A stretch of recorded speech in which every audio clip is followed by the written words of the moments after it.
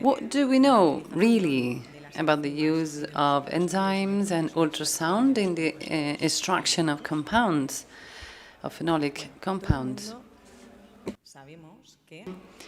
We all know that compounds that really interest us are inside the vacuoles of the skin.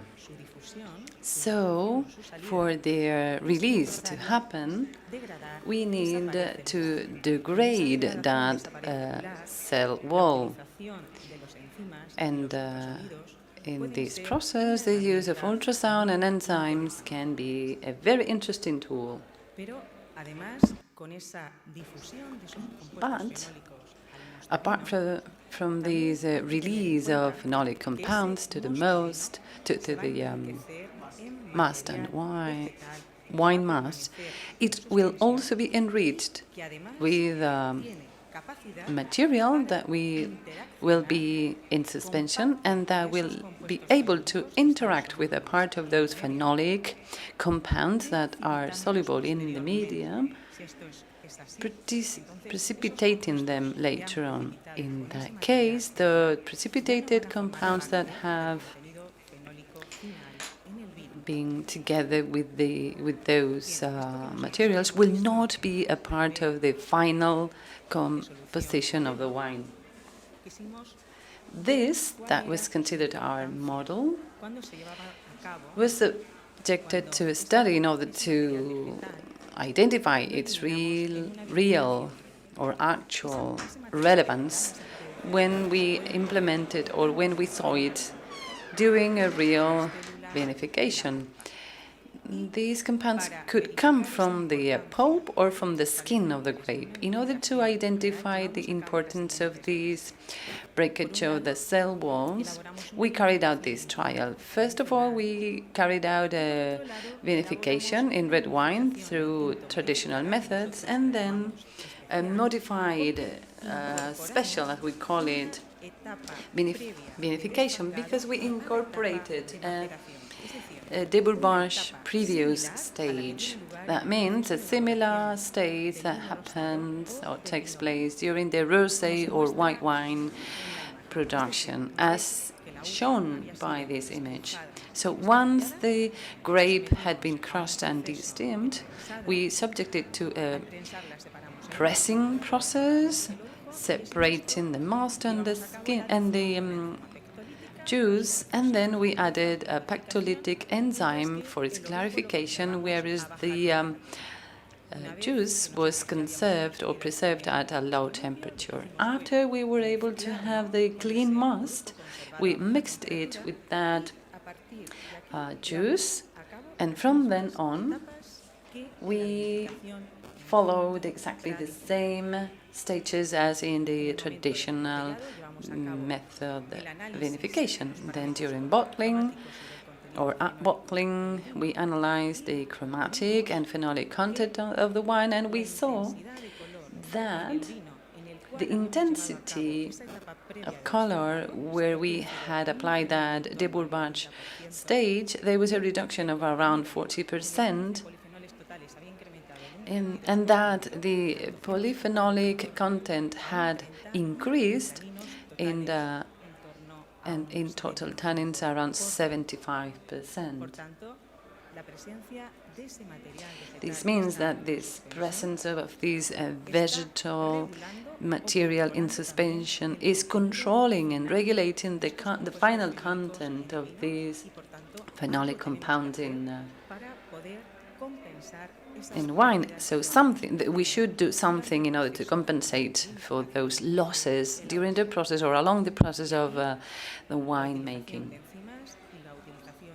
So the use of enzymes and ultrasounds can be two very interesting tools, as will be shown later, or just right now. What do we really know about the use of enzymes? Well, we have seen that enzymes favor the release of phenolic compounds because they favor the degradation of the cell wall. And in this case, the pectylase activity on that enzyme is quite positive. We have also seen that enzymes limit the absorption of these phenolic compounds on these cell walls, and the pectylase activity is also very positive. Some enzymes have the ability to precipitate the suspension or in suspension material. We had seen these at the level of a model solution, and then we wanted to see what happened when these enzymes were added during the process of winemaking. So we carried out this trial or experiments. We created a red wine vinification control without enzyme, and we created we vinificated two wines applying two different enzymes, one with a pectylase high content, that the enzyme looks, and another one with a low content. It was enzyme vintage. And then apart from that, we created a special vinification applying that previous debourbage stage to the maceration stage. The outcomes showed, when we carried out the analysis of the chromatic and phenolic content analysis in wine at bottling time, that color intensity, not sure if I will be able to use this correctly, that intensity of color in control wine was showing the lowest value, the smallest content of phenolic compounds, but when I cannot use this correctly, but when we used both, or we added both enzymes, we saw an improvement in color.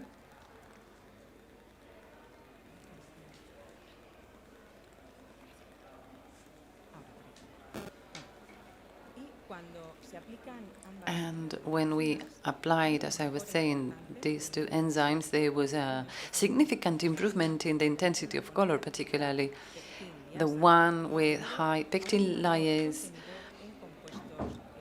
activity due to a high phenolic content. Also, with the use of these two enzymes, the content in total tannins is quite similar or higher than the control wine. Then special vinification shows the best chromatic features and the highest levels in content of phenolic compounds. However, as you can see here, the vinification with high pectylase activity was added. The color is not very different from the one resulting from this special vinification.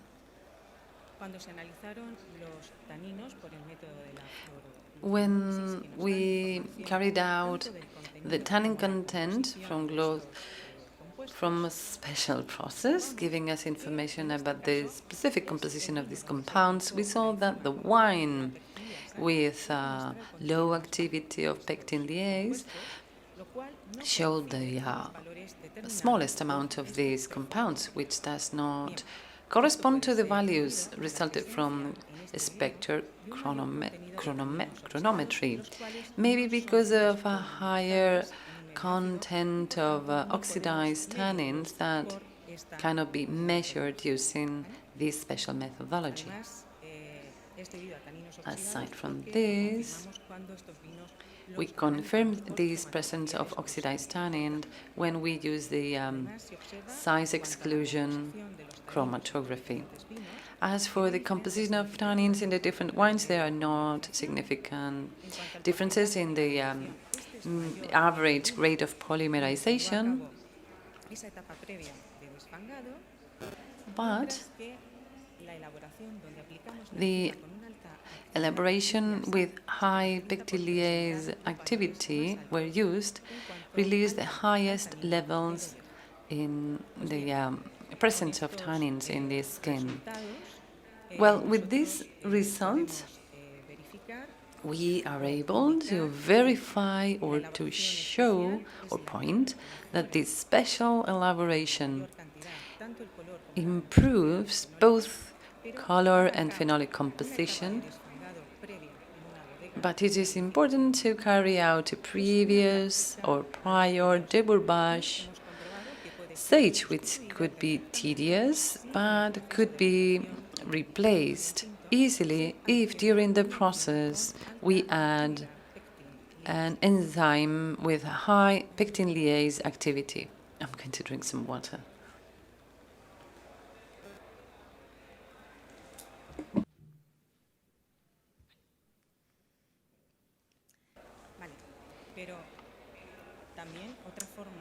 But a different way to increase the content of phenolic compounds in the wine and to compensate for the losses due to the interaction of this vegetable material in suspension could be the use of ultrasounds and combine it with this enzyme with a high pectin liase activity. And for that, we carried out this experiment using grape at different grades of maturity, 7-3,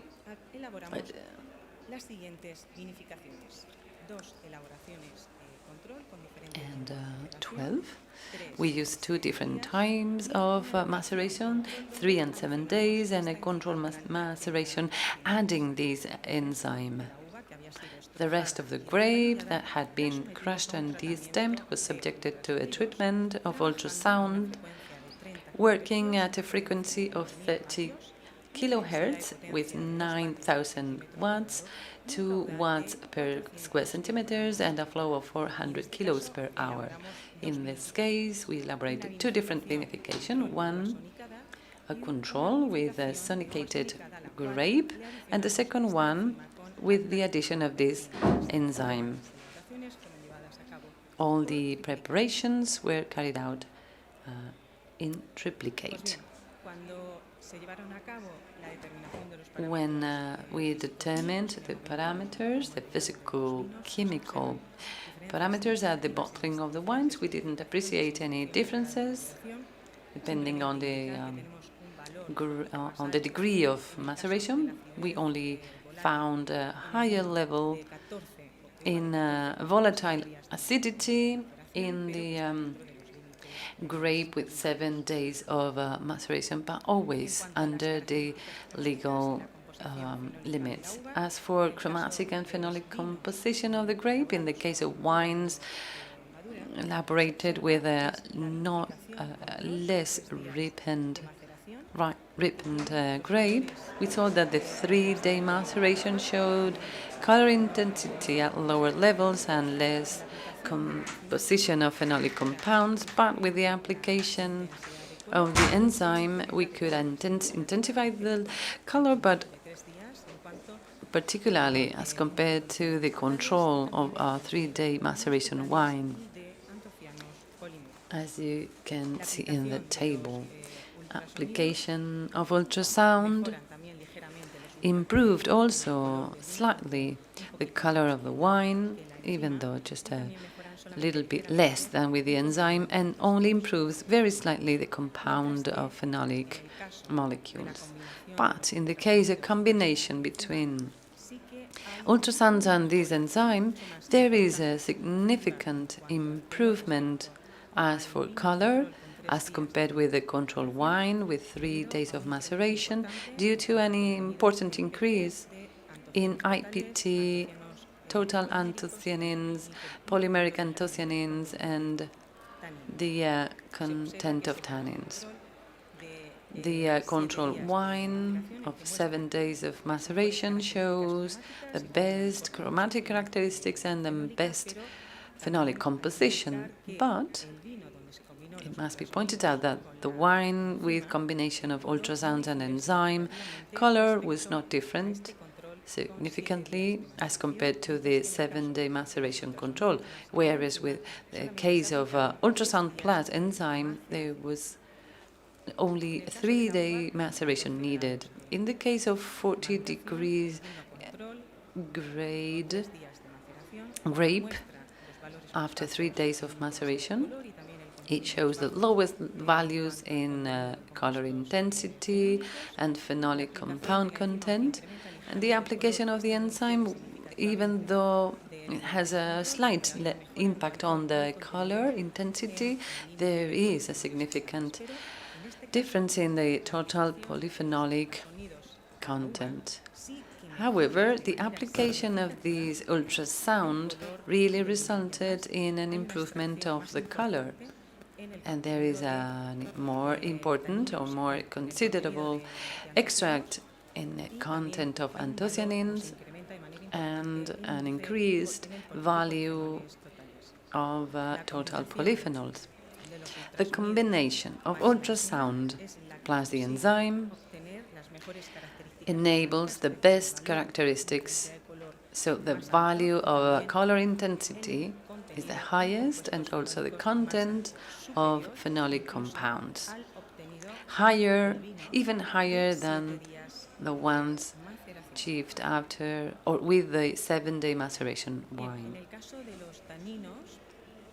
In the case of tannins, measured using the fluoroglucinolysis method, we saw that in the case of elaborations with grape with low level of maceration, the highest content of these compounds was reached when we combined ultrasounds and enzyme, and in the elaboration, the control elaboration with 7 days of maceration. As for the polymerization average level, the lowest levels were found in the 3-day maceration wine and in the sonicated grape wine, whereas the epigallocatechin level, we didn't really see any different levels among the wines. And as for galloigation, the values were higher in the wines of 7 days of maceration.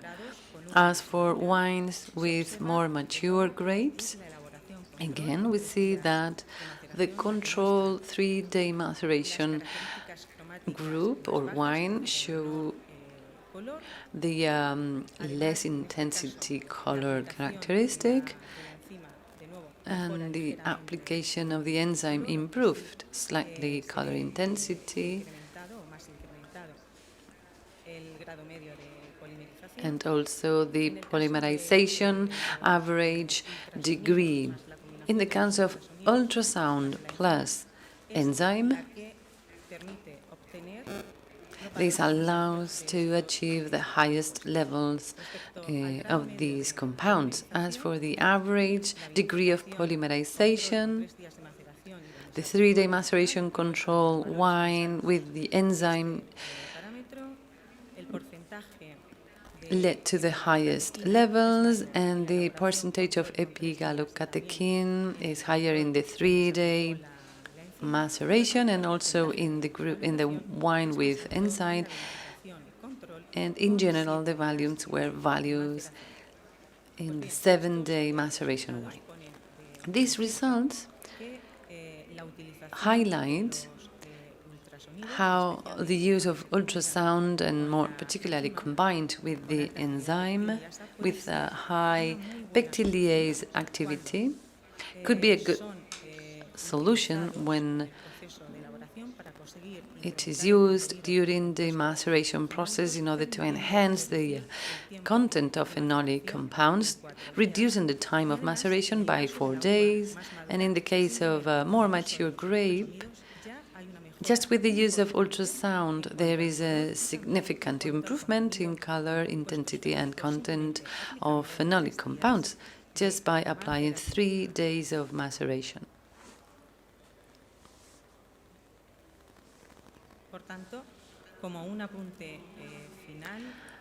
As a result, and just to add a final commentary, we could say that the effective extraction of phenolic compounds of grapes during maceration would depend on our capability to extract these compounds, these enzymes and ultrasounds, and in our ability to limit interaction with the vegetable material in suspension. In this case, the use of enzymes with a high pectin activity would have a very positive impact.